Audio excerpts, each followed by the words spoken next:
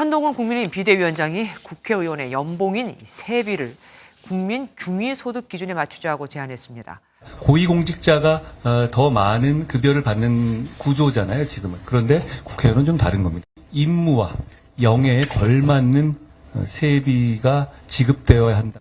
제가 옛날부터 매우 궁금한 일이 하나 있었습니다. 저도 선거 한번 나가봤는데 국회의원이 한번 당선되고 그 뒤에 국회의원 띄엄띄엄 한 두세 번 하고 나면 나중에 재산이 처음에 국회의원 할 때보다 몇 배가 불어있는 사람들이 매우 많았어요.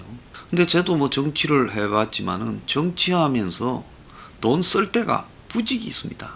정치가 투명해졌다 해도 지금 오만 지역구 가면 사람 만나야 되고 이렇고 저러니까 정치하면서 돈이 모이는 것이 가능한가?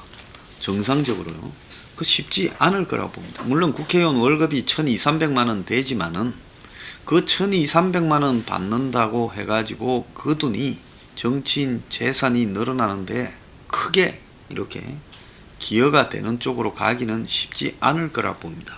그러면 뭔가 드러난 이 정치인 국회의원의 수입 외에 다른 뒷구멍이 있길래 이렇게 재산이 불어나는 거 아니냐, 항상 그렇게 생각을 해왔어요. 뇌물을 받든지 아니면 후원금이라고 받았든지 아니면 책을 팔아가지고 하든지. 그래서 세비는 거의 이제 용돈이고 나머지 지금 수입들이 짭짤하기 때문에 정치인들이 그렇게 재산을 늘리고 부자가 되어가는 거 아니냐. 그래서 국회의원들 평균의 재산이 거의 20억대 후반 정도 되지 않습니까? 재벌들 빼고요. 국회의원, 일반적인 국회의원들 평균 재산이 그 정도 되지요. 자, 그리고 국회의원들 신고 재산은 공시가격으로 되어 있기 때문에 실제 그들의 재산은 신고한 것보다 좀 더 많을 거다라고 보는 것이 이 상식입니다. 20억 신고하면 한 30억 봐야 되고 30억 신고하면 한 45억 봐야 됩니다. 1.5배 치는 게 맞다. 자, 그런데 오늘 이 기사가 하나 나왔습니다. 의원 재산 회부 한국일보에서요. 첫 당선 후 재산 18억 불린 다선 의원들 국회의원 오래 하면 돈 번다. 10년 이상 여의도 터줏대감, 즉 당선되어서 국회의원 하고 있는 사람 98명을 조사했는데 이들은 국민이 1억 넣을 때 10억이 늘었고 정가액 1위는 김세연이다. 국민 지금 감정과 괴리됐다. 부동산 등 서민과 괴리된 입법을 만들어서 자신들을 위한 입법을 만들 가능성이 매우 큰 집단이다. 이런 결론이 나왔다고 합니다. 3선 이상 다선 국회의원이면 12년 해먹은 사람이잖아요. 10년 이상의 국회의원을 해먹은 사람들은 재산이 평균 18억 넘게 불렸다. 이렇게 나온다는 겁니다. 재임 기간 중 공격적인 재테크를 통해 재산을 늘린 사람도 있었다. 2006년부터 2019년까지 13년 동안 일반 국민들의 가구당 재산은 평균 1억 1천만 원이 늘어났다는 거예요. 한 2억대에서 3억대 정도 됐을 겁니다. 일반 국민들 평균 재산은요. 그런데 다선 의원은 9억 7천만 원이 증가했다는 겁니다.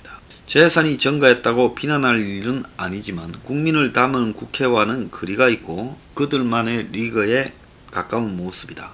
서민의 삶에 맞는 그런 정책을 쏟아낼지 있을지 걱정이다. 제가 서포 15조의 국가적 주택 공급 지금 집 문제로 난리가 나 있지 않습니까? 그걸 주장하는데 아무도 국회의원이 관심이 없는 이유가 뭐겠습니까? 제가 이거 들고요. 국회의원들 전체에게 이야기한 게 수십 명입니다. 아무도 관심이 없어요. 왜 그러겠습니까? 그들의 방향과 다른 거죠. 자, 그래서 한국일보가 10년 이상 국회의원한 사람 대상으로 취임 첫해 초선되었을 때 신고한 재산액, 김두관이 그때 뭐였습니까? 1억 1919만 원이었다잖아요. 2010년인가요? 그런데 아들 유학, 딸 유학 다 보냈지 않습니까? 이 가장 최근 자료인 2020년 3월에 지금 국회에 신고한 내역, 그러니까 이거는 2019년 12월 말까지의 재산 내역입니다. 그걸 좀 비교해 봤다는 겁니다. 사실 이거 진작 해봐야 되는데 저도 매우 궁금했어요. 제 아는 사람 보면 법조인 하다가 검사 같은 거 하다가 정치판에 들어와서 재산 한 3억이었는데 지금 보니까 한 30억 돼 있더라고요. 그 뒤로 국회의원만 계속했어요. 어떻게 그렇게 때릴 수 있는가 대야 의문을 가지고 있습니다. 자, 그래서 국회의원 재산 등록이 93년에 지금 실시되었기 때문에 그 이전에 국회의원 된 사람은 93년에 신고 재산을 시작점으로 잡았다. 자, 대상자는 20대 국회의원 임기를 마친 3선 이상과 21대 당선된 4선 이상 등 98명을 대상으로 했다. 배우자, 부모 등의 재산이 보고된 경우는 합산을 했다. 자, 그렇게 해서 이제 보면요. 김세연이가 취임 채태에 512억이었는데 853억이 됐습니다. 340억이 늘었어요. 원래 돈이 많기도 했지만 돈을 번다라는 말을 입증을 한 거죠. 윤상현 의원이 64억이었는데 165억, 101억. 이분은 부인이 부자다 소문이 났죠. 정우택 의원이 47억이었는데 83억으로 78억 늘었습니다. 뒤에 이제 이 소수점은 다 빼는 거예요. 자, 심재철 의원이 22억이었는데 96억으로 74억이 늘었습니다. 홍문종이 9.8억이었는데 81.1억으로 71.3억이 늘었습니다. 진영이 21.4억이었는데 80.6억으로 59.2억이 늘었습니다. 자, 그래서 이 취임 첫해 보유한 재산 평균은요, 98명이 평균 20억 8천만 원이었다는 거예요. 그런데 올해 3월 발표된 이들 재산 평균은 39억 2천만 원이었다. 2006년에 이들이 지금 재산 평균이 20억대였는데, 근데 이번에 이제 40억대가 된 거죠. 딱 더블로 늘은 겁니다. 의원 배지를 10년 달았다 하더라도 배지를 10년 이상 달았던 사람들은 국회에 발을 들인 이후에 1인당 재산이 18억 4천만 원 평균 늘어났다는 겁니다. 참 좋겠습니다. 이렇게 부자고 또 지금 이 재산도 많이 늘고요. 그런데 이제 늘은 내역을 보면 1위인 그 김세영 같은 경우에는 동일 고무 벨트, 자기 아버지가 김진재 전 의원이지요. 돌아가신 분입니다. 자, 이 주식의 가치가 불어났고 땅의 가치도 불어나서 이렇게 됐습니다. 윤상현 의원 같은 경우에는 재혼을 해서 지금 배우자 보유분이 늘어난 부분이 있고요. 정우택 의원 같은 경우에는 우성아파트, 대전 충북의 토지, 예금 이런 것들이 쭉 있는데 이런 땅값들이 많이 올랐고 또 배우자가 부모로부터 물려받은 거, 자, 이런 게 있는데 아주 이 재산 내역이 용인 여주 지역 땅, 서초동 아크로비스타, 성동구 빌딩, 예금 등 주식 등 다양하게 있습니다. 자, 재산 증가액 4위인 심재철 의원. 자, 심재철 의원이 74억 4천만 원이 증가했는데 참 놀랍습니다. 그리고 홍문종이 71억 3천만 원이 증가했는데 심재철은 처음에는 비례대표를 이제 배지를 달았을 때 2000년도에 30억 8천만 원이던 수표동 대지화 건물을 2019년에 194억 1천만 원에 팔았던 게 재산 증가 요인이라고 합니다. 빌딩도 갖고 있었어요. 학생운동하고 MBC 기자하고 몸도 불편해지는데. 사학 재벌인 홍문종은 96년에 9억 8천만 원에서 2020년에 81억 1천만 원인데 예금 5억, 96년에 예금 5억, 의정부 아파트 1억 1천만 원짜리 채권 1억 5천 등이 있었는데, 자, 원외에 있던 2004년부터 2012년 사이에 재산을 불려 포천의 아프리카 박물관 건물 등 129억의 부동산을 재산으로 신고했고 채무도 83억을 신고했습니다. 자, 진영 지금 이 행안부 장관, 원래 이 보수 쪽에 있다가 좌파로 넘어갔죠. 이 사람이 재산 증가액 1위 기록했어요. 전체는 6위고 재산 증가액은 1인데 증가율이라는 부분에서 그렇겠죠. 그래서 서울 대치동 서빙고동 아파트 2채, 예금 등 21억 4천만 원이었는데 올해 80억 6천만 원으로 재산을 60억 불렸는데 배우자의 부동산 투자 때문이었다. 부인이 의사인데 부동산 투자를 잘했다는 겁니다. 그래서 투자한 데마다 용산이 지역구인데 용산 지역구의 용산 개발, 용산이 강남 될 때 완전히 그냥 딱지 투자까지 짭짤하게 잘 했다는 겁니다. 자, 추미애 의원은 배지를 처음 달았을 때인 96년 6억 1천만 원인데 현재는 15억 6천만 원이다고, 박영선은 8억 5천인데 53억 1천만 원으로 6배 늘어났다는 거예요. 안민석 의원은요, 정가율 기준으로 1위라는 거예요. 2004년에 1천만 원이었답니다. 재산이. 지금 13억이라는 거예요. 생각보다 재산이 많아 나도 놀랬다. 16년간 맞벌이로 배우자와 함께 수입을 알뜰히 모아 늘어난 것이고 부동산이나 주식 투자는 한 적이 없다. 재산 증가율 2위도 놀라운 사람입니다. 심상정 정의당 대표입니다. 이 사람은 2004년에 1천만 원에서 2020년에 12억 8천만 원으로 12,700%가 늘어났다는 거예요.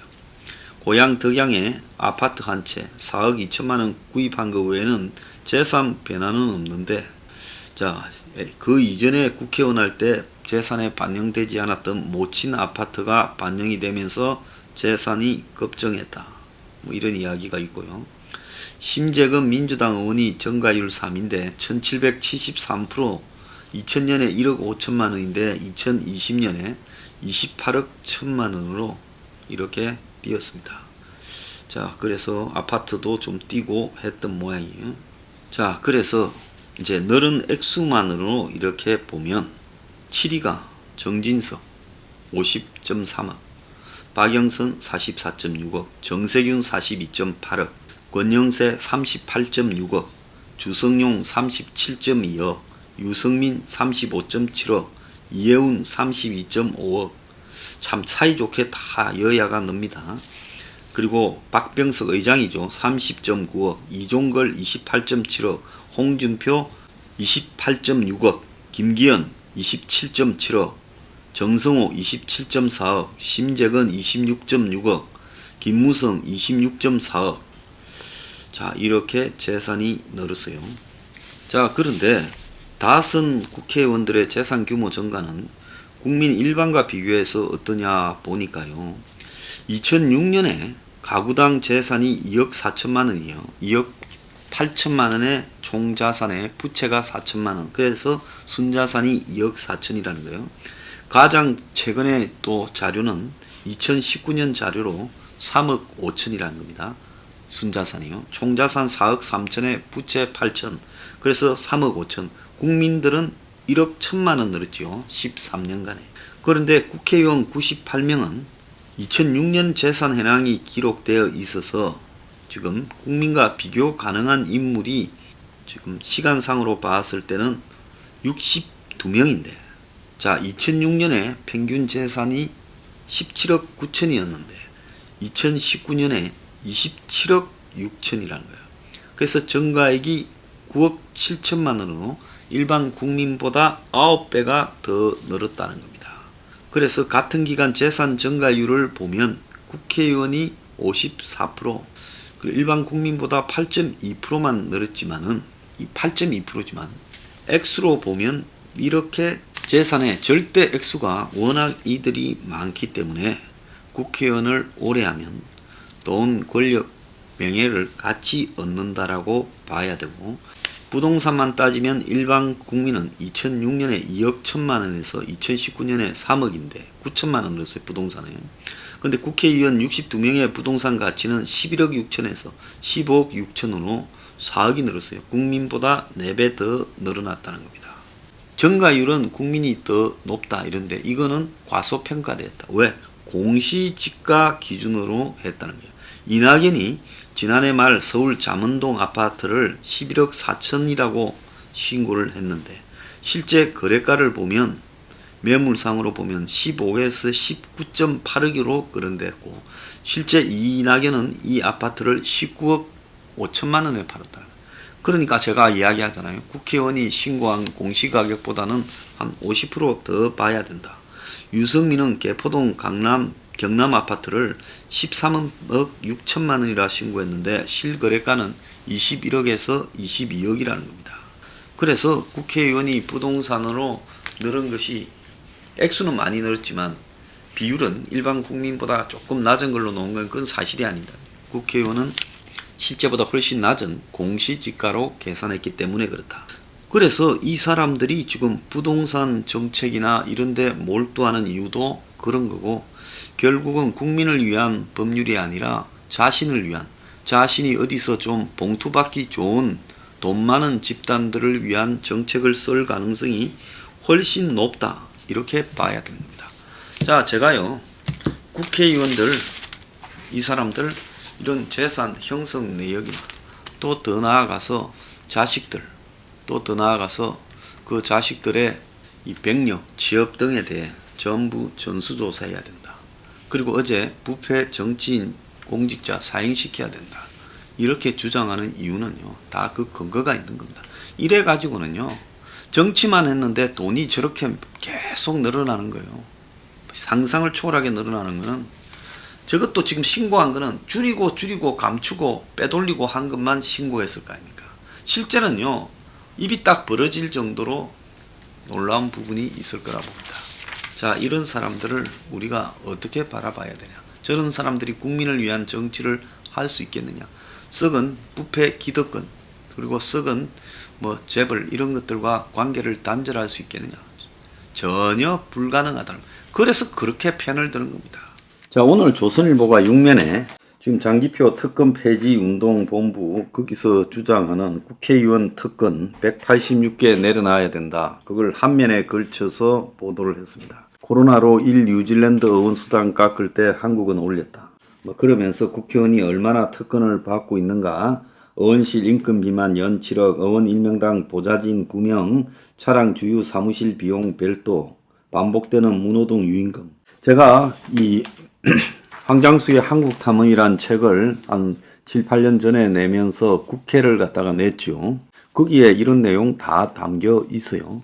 또 혁명 21이 만드는 새 팜플렛에도, 옛날 팜플렛에도 국가행정개혁이라는 13조에 보면 국회의원, 장관, 차관, 대통령 중위소득 4인 기준으로 500만원 급여 지급, 기타 과다한 특권 폐지라는 게 들어 있습니다. 그래서 이런 분들이 이런 주장을 하기 이전부터 이런 말을 해왔는데요.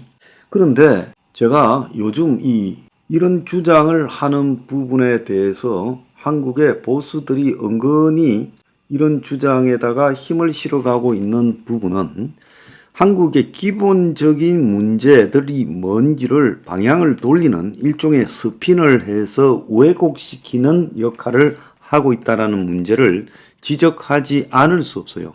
솔직히 말하면 장기표 씨하고 저하고는 과거에 오랫동안 잘 아는 관계이기 때문에 이런 말을 하기가 저도 좀 불편합니다만은 지적은 안 할 수는 없습니다. 왜냐하면 국회 때문에 한국의 모든 문제가 생기는 거냐, 아니면 한국의 기득권들이 국회를 장악해서 국회도 기득권의 하수인 중에 일부에 불과한 거냐라는 것을 잘 따져봐야 되는 겁니다. 지금 국회의원의 특권만 폐지하면 한국 사회가 개혁될 거라고 주장하는 것은요, 진짜 한국 사회의 큰 모순은 외면한 채 그 대모습 밑에 있는 작은 모순을 가지고 그것이 본질인 것처럼 왜곡하는 데 이바지할 수 있다라는 위험성을 제가 지적하지 않을 수 없어요. 자, 국회의원의 특권 폐지는 한국이 개혁해 가야 될 수많은 문제 중에 하나에 불과합니다. 그들은 기득권이라고 보이지만 기득권의 하수인에 불과합니다. 저는 여야 국회의원들은 한국의 기득권의 하수인에 불과하다. 그런데 국회의원의 특권만 폐지하면 이 나라가 다 맑아질 것처럼 그렇게 이야기를 하고 있는데요. 저는 그렇지 않다고 봅니다. 우리도 국회의원의 특권을 폐지하고 국회의원뿐만 아니라 대통령, 장관, 차관 모든 권력기관의 특권을 폐지해야 된다고 주장하고 있어요. 왜? 기득권은 국회의원만 기득권이 아니라 국회의원은 어떻게 보면 연예인 같은 쇼맨십을 하는 얼굴 마담에 불과하고 진짜 이 나라를 움직이는 기득권은 그 배후에 별도로 있다는 겁니다. 그러니까 시끄럽기만 하지 국회의원은 모든 것을 그들이 다 아는 것 같지만은 그러지 않다는 거예요. 이 나라의 법과 제도와 규정 부분에서 여론을 만들어가는 것을 국회의원이 다 합니까? 언론이 하고 또 상당한 부분은 이 고위 공무원들이 하죠. 그렇지 않습니까? 그래서 모든 문제의 근원을 국회의원한테 전가하는 것은 그것은 이 본질을 왜곡하는 것이다라는 지적을 제가 해야 돼요. 기본적으로 현재 한국의 이 힘은 국가 권력은 기득권한테 넘어가 있습니다. 여야로 정권이 교체가 되어도 그 기득권은 어느 쪽이든 포획을 합니다. 그러니까 문가리도 기득권과 가까웠고 윤석열도 가까웠다는 거예요. 거기에는 똑같아요. 바뀌어도 그들은 그대로 정치 권력을 손에 올려놓고 주무르고 그 정치 권력을 통해서 국회의원도 주무르는 겁니다. 그러면 이재명이 됐으면 한국에 예를 들어서 기득권이 폐지되고 정말로 개혁이 됐을까요? 아니 이재명이나 윤석열이나 결국은 기득권의 하수인에 불과하다는 사실을 우리가 인정을 해야 되죠.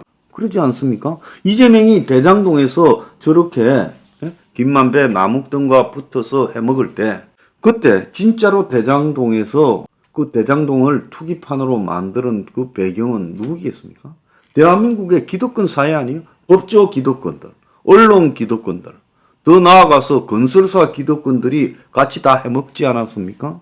그러니까 이재명은 그 기득권에 몰아나는 일종의 성남시라는 도시의 지자체의 장으로서 하수인에 불과했고 그 대가로 이재명이 뭘 받아먹었든 간에 이재명은 그야말로 행정적 편의를 봐주고 대가를 받았을 뿐이다라는 게 그의 힘이죠. 그러니까 결국은 국회의원이 무슨 만악의 근원이다라고 이야기하는 거는 그 진짜 본질인 국회의원 뒤에 있는 기득권들을 외면하고 가는 거다. 그럼 기득권이라는 게 추상적이라는데 그건 뭐냐? 저 추상적이 아니게 지적할 수 있어요. 첫 번째로 기득권은요, 자본이죠. 이미 자본이요, 거대하게 정치를 지배하고 있습니다.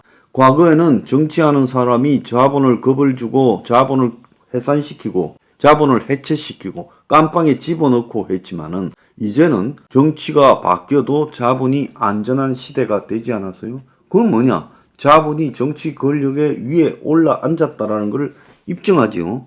그래서 자본의 장난에 따라서 그야말로 대통령이 탄핵되는 일도 벌어지고 지금 대한민국이 그러지 않습니까? 자, 그런데 대통령은 탄핵되고 깜빵 가고 완전 개망신을 당했지만은 인생 끝났지만 자본은 건재하잖아요. 그러면 자본과 대통령 중에 누가 셉니까? 둘이 공범이라고 잡았는데 한쪽은 건재하고 한쪽은 맛이 갔잖아요. 그러니까 자본이 더 세다라는 것을 인정해야 되는 거예요. 그 다음에 그 자본 옆에 또 누가 있습니까? 법조인이 있고 그 옆에 또 누가 있어요? 언론이 있고 그 옆에 또 그야말로 권력이 바뀌어도 항상 자본의 기득권의 이익에 편성하는 공무원 집단이 있고 고위공무원 집단이.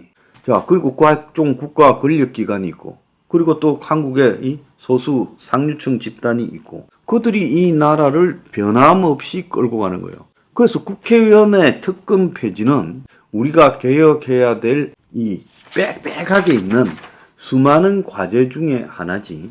국회의원 특권 폐지가 마치요 이 사회의 모든 모순을 갖다가 이 해결할 수 있는 것처럼 몰아가는 것도 현재 벌어지고 있는 우리 사회의 현상의 본질을 국회에 전부 전가하고 진짜 이런 현상에 책임져야 될 본질들은 빠져나가기 위한 데 있다라고 보이고 아니면 이렇게 공격을 함으로써 이 국회에 대한 국민의 혐오를 가중시켜서 궁극적으로 현재 집권하고 있는 쪽이 유리하도록 정계 개편을 하거나 아니면 그들이 마치 정치 개혁을 하는 집단처럼 보이기 위한데 놀아나는 수단일 뿐이라는 겁니다. 그래서 주거 문제라는 부분에 대해서요.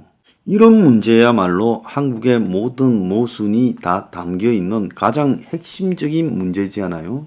그래서 주거 문제가 개혁이 되지 않는 부분은 기득권의 의도 때문이다 라는 문제를 갖다가 제기를 하거나 아니면 오늘 한국 사회라는 것이 정치인, 국회의원이라는 것은 하수인에 불과할 뿐이고 정권이 바뀌어도 이 부패나 기득권의 행태들은 똑같이 유지되는 부분이기 때문에 국회가 사실상 기득권의 하수인으로 전락해 가고 있다.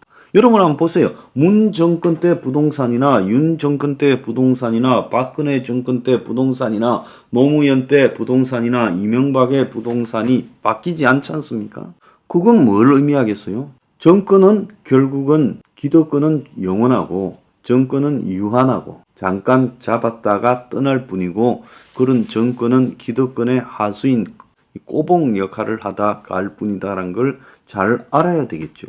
그러지 않습니까? 지금 윤석열이 본인은 대통령으로 모든 권한을 쥐고 있다고 생각하지만 어떻게 보면 윤석열 또한 기득권의 하수인 역할을 하다가 끝날 수 있다는 거예요. 제가 일부에서 뭐라고 했습니까? 박근혜가 적폐청산을 말해놓고 본인이 적폐로 몰려서 정리되는 부분을 보고도요. 우리가 정말로 국회의원이 모든 문제에 만악의 권한이라는 식으로 전가하는 것이 옳으냐는 겁니다. 이건 굉장히 깊숙한 일종의 업무가 담겨 있을 수도 있는 행동이다. 그래서 총선을 앞두고 국회를 개혁하자는 게 총선 전략과 관련해서 한쪽 편을 드는 거라면 그 정도는 괜찮지만 국회의원의 특권만 폐지하면 이 사회가 모든 것이 맑아지고 투명해지고 그것이 마치 이 사회의 중요한 본질적인 문제라고 왜곡시키면서 국민의 시선을 덮는 거는요. 정치인 위에서 군림하고 있는 이 사회 기득권을 외면한 처사다. 한마디로 이런 주장을 하는 사람들이 기득권에 대한 국민의 광범위한 불만을 국회로 돌려가지고 정치적으로 총선을 앞두고 한쪽에 유리하게 만들기 위한 그런 이 노릇을 하는데 불과할 수 있다라는 그런 지적을 하고자 하는 겁니다. 조선일보가 왜 이렇게 한 면에 걸쳐서 보도하겠어요? 제가 이런 주장을 하는 이유는요. 이미 조중동이나 기득권 언론이 황장수라는 사람에 대해서 죽었다 깨어나도 언급하거나 이걸 갖다가 보도해 줄 거라는 부분에 대한 기대는 포기한 지 오래됐어요. 그래서 저도 이제 국민들, 한마디로 무지몽매한 국민들의 시선을 왜곡시키고 방향을 트는 이런 기득권의 장난에 대해서는 있는 그대로 폭로 좀 해야 되겠다 해서 이 말을 하는 겁니다. 본질이 국회의원의 특권이 아니다라는 걸 우리가 정확하게 기억해야 되고 진짜 본질은 슈퍼 자본주의, 정치 머리 위에 올라앉아 있는 자본과 그의 동료들인 기득권들이다. 자, 그렇게 정리를 합니다. 자, 제가 이 나라는 기득권이 다스리는 기득권의 나라다 이랬는데 그걸 갖다가 뭐 말이 너무 심한 거 아니냐 이렇게 생각하는 사람도 있을 걸로 보입니다. 근데 실제 최근에 한 조사에 따르면 이 모든 게 이 사실로 드러났어요. 자, 우리나라 공직자 재산 30년치를 분석을 했어요. 한 언론이 93년부터 23년까지요. 자, 그래서 이 자료를 바탕으로 공직자들의 계층 변화와 자산 축적 과정에 대해서 이 추적을 해서 이 보도를 했는데 30년간 장차관의 재산은 10억대에서 33억으로 늘어났다는 거예요. 김영삼 정부 때 장차관이 평균 10억 수준이었다는 거예요. 그래서 전체 고위공직자 평균 재산이 93년 13억에서 2023년에 22억으로 9억 늘어난 데 비해서 장차관은 23억이 늘어났어요. 그러니까 일반 고위공직자는 9억이 늘어났고 장차관은 23억이 늘어났어요. 30년 전에는 한 10억 재산을 가진 사람이 최근에는 30억대 기본 재산을 가지고 있다는 고위공직자들이요. 차관급 이상 최고위급 인사의 부자들이 대부분이었다. 그래서 윤석열 정부가 특히 이 부자들이 많았다는 거예요. 윤석열 정부의 차관급 이상의 인사들은 전체 재산 공개한 이 공직자들에 비해 1.7배가 많았다. 다른 정권에서는 1.0에서 1.3배였다는 거예요. 자, 그럼 국회의원들이 지금 어떤 입장이냐? 2012년부터 2022년까지 10년간 재산이 한국 상위 10%에 해당하는 국회의원이 70.6%에 달했다는 거예요. 그래서 국회의원 300명 중에서 212명이 상위 10% 부자라는 거예요. 국회의원 재산은 실제 신고한 게 가지고 있는 돈의 반도 안 될 건데 신고한 걸 가지고 해도 이렇다는 거예요. 국회의원은 주택 소유량에서 일반 국민과 격차가 있었는데 국회의원 중 다주택자가 50%로 일반 국민 중 다주택자는 한 13% 정도 된다는 거예요. 강남 상구에 주택을 소유한 국회의원 수는 연평균 78명이에요. 300명 중에서 78명이 서초, 강남, 송파에 집이 있다는 거예요. 국회의원 재산을 조사를 더 해보니까 정당별로 차이가 있는데 30년 중에 가장 재산이 많았던 정당이 자민련이었고 두 번째가 민자당부터 이제 현재까지 이어지는 국민의힘 가열 보수 정당이라는 거예요. 자, 윤석열 정부의 장차관들은 33억이라는 거예요. 그래서 93년에 김영삼 때 장차관들이 10억이었어요. 자, 그래서 김영삼, 김대중까지는 다 장차관이 10억 선에서 유지가 되다가 노무현 정부 때 이후 매년 정가에서 평균 21억까지 됐어요. 그러다가 이명박 정부의 때부터 조금씩 줄어들어 13억까지 감소했다가 이명박 정부가 초반에 고소용을 얻어맞고 신경을 좀 썼겠죠. 그러다가 박근혜 정부, 문재인 정부의 때 다시 늘어나서 23억까지 커졌고 윤석열 정권 들어서는 갑자기 33억으로 10억 정도가 더 많아져 버렸어요. 그래서 윤석열 정권의 지금 장차관급 재산이 전체 일반 공직자 재산의 1.7배다. 근데 김영삼 때부터 노무현 때까지는 대체로 장차관급과 일반 재산 신고 대상인 공직자들이 거의 같았다는 거예요. 1이었어요. 1. 그러다가 이명박, 박근혜, 문재인 때 1.3이 되었다가 윤석열 정권에서 1.7이 됐다는 거예요. 2023년 정기 공개에서 재산을 공개한 윤석열 정부 장차관급 인사 중에 재산 총액이 50억이 넘는 사람이 15명이었다는 거예요. 문재인 정권에서는 한 6명 정도 됐다는 거예요. 국회의원들이 입만 열면 서민을 달고 사면서 저것들은 굉장히 부자인 게 드러났습니다. 국회의원 70.6%가 가구 순자산이 10억 8천만 원 이상 상위 10%에 들어갔다는 거예요. 국회의원 순자산이 일반 국민 중앙값 이하에 해당되는 사람은 4.2%에 불과했다는 거예요. 300명 중 13명만이 경제적으로 국민 평균 이하라는 거예요. 국회의원 절반은 다주택자고 무주택자는 11%밖에 안 된다는 거예요. 자, 송영길이가 무주택 전세 운운하는데 우리가 송영길이가 돈이 없어서 무주택 전세 산다고 생각은 하지 않죠. 국회의원 중에 무주택자는 10.5%, 1주택자는 39.4%, 2주택자 이상이 50%라는 거예요. 3주택자 이상은 17.9%라는 거예요. 자, 국회의원은 일반 국민에 비해서 무주택자 비율이 훨씬 적었어요.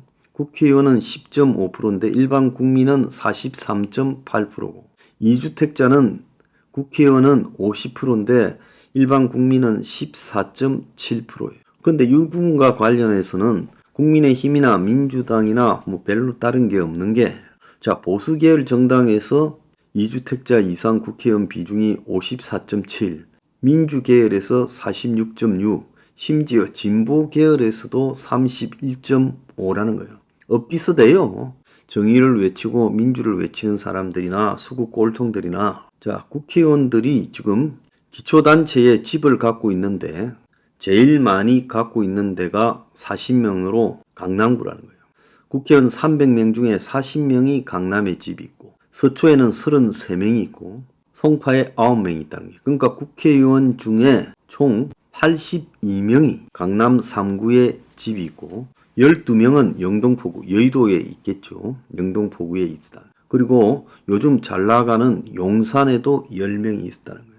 자, 본인 지역구에는 전세, 강남에는 집을 소유하고 있는 사람이 많다는 겁니다. 자, 국회의원이 그러면 땅은 어떻게 했냐? 국회의원 1인당 토지 보유가 4,724평, 일반인의 8배다는 거예요. 자, 그래서 우리가 이 부자들이, 국회의원들은 굉장히 부자들이고 장관도 부자들입니다. 그러니까 궁극적으로 그들이 표를 얻기 위해서 대중을 의식에 해서 서민하고 국민하지만 기본적으로 그들이 사는 세계는 일반 사람들과 상당히 다르다는 거예요. 지금 수치로서 입증이 됐다는 거예요. 정치가 절대로 안 바뀐다. 거기에는 민주당이나 뭐 국민의힘이나 별반 차이도 없다는 거예요. 그리고 윤 정권이 특히 더 부자들을 중용하고 있다는 것도 맞는 이야기라는 겁니다. 이들에게 계속 찍어주고 지지해봤자 여러분들 삶은 하나도 안 바뀐다는 거예요.